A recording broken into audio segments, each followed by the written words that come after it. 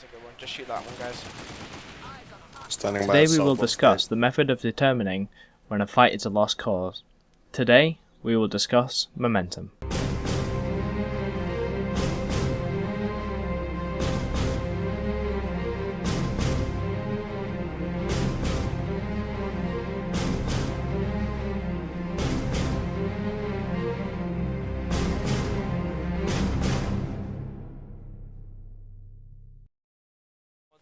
The stairs on our north, we're just going to drop C4 on them, okay? So they start to max crash this building we're on top of, just C4 them. Momentum is a tendency of an object to keep moving in the same direction, and it is actually studied under classical mechanics in high school physics. But yeah, that's great, right? But how does it apply to Planetside 2? Well, momentum in Planetside 2 is commonly used to determine the tendency of movement within a base or on a continent, and it most certainly applies within the game. A fast and cohesive squad can have the same effect as a gigantic and slow-moving Zerg. Momentum in Planetside 2 comes in two forms. Micro and Micro scale is the momentum within a fight, and macro is a continental momentum. In this video though, I will only cover micro momentum, but just to give you a bit of an idea on what macro momentum is, macro momentum refers to how base captures flow up or down a lane. So if you constantly have the timer going on your territory, then the enemy has macro momentum. But there'll be more on this at a later date. Micro momentum is essentially how the fight is progressing. In simple terms, if you and your squad are moving forward, i.e. towards a point, you have momentum. Once you are stopped and the opponents begin to push back, you have lost momentum. Medics and engineers up in this spawn room. Do not leave it. I say again, do not leave it.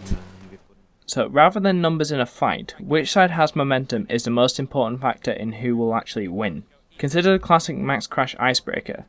The purpose of this is not to increase numbers but to get your side moving forward. On the other hand, a spawn room suppression is designed to keep enemies from breaking out and gaining momentum, however many there are inside the spawn room. Engineers keep the maxes alive. Go right, hug the wall on the right hand side, guys.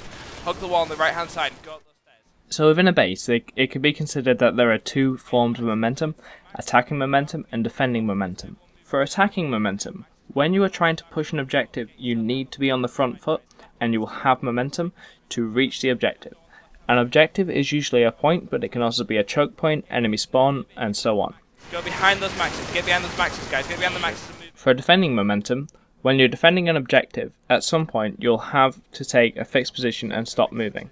For example, when you push onto the enemy spawn, at this point your tactic is to slow the enemy's momentum as much as possible, rather than push forward.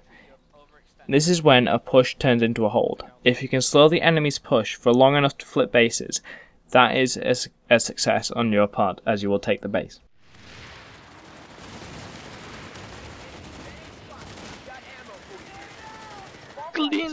Personally, I will also use momentum as a way to see whether it is best to leave a fight or to stay. Here are a couple of cases where I will definitely leave the base when I am on the attack. So, if I am attacking a base with a large degree of friendly multipliers suppressing the spawn room, and on the counter of that, if I am attacking and a large enemy overpop deploys into the base, I will leave almost as soon as we are pushed off the point. Of course, the second point is dependent on the number of multipliers defenders bring to the base itself. However, the most common situation is a max crash, as mentioned before. Once base attackers have been dislodged from their point hold, in this case, it is very difficult, or sometimes impossible, for the attacking forces to push back.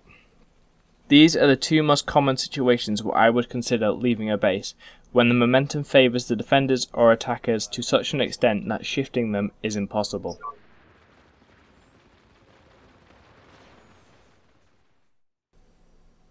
To summarise what I've said then, momentum in Planetside 2 is a combination of the speed of a squad and how many players are there.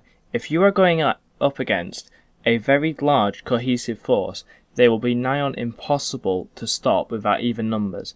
And say for example you had just 1 to 2 squads that are very cohesive against a uncoordinated very slow Zerg, it is very easy to stop that Zerg by destroying their momentum. An easy way to do that is to set up an AV squad or destroy all the enemy spawns. You can get creative with slowing them down. If you slow them down, you can essentially eliminate them all, and you slow down their momentum. More lightning there.